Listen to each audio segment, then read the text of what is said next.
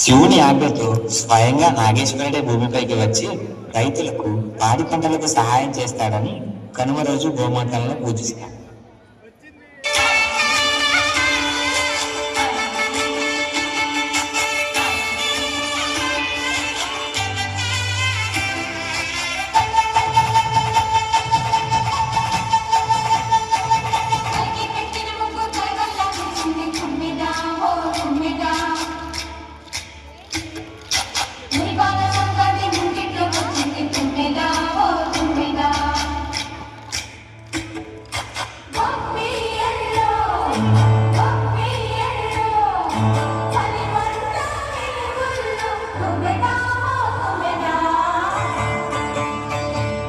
సంక్రాంతి వచ్చిందే తుమ్మెదా,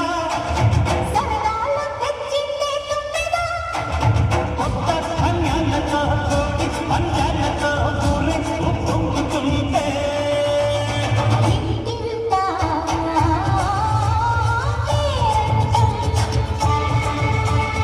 ఊరంతా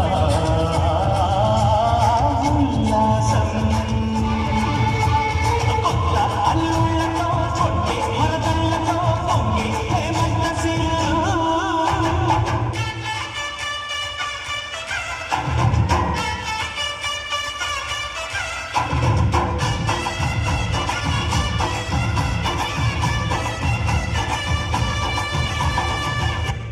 ఇప్పుడు అర్థమైందా నాన్న?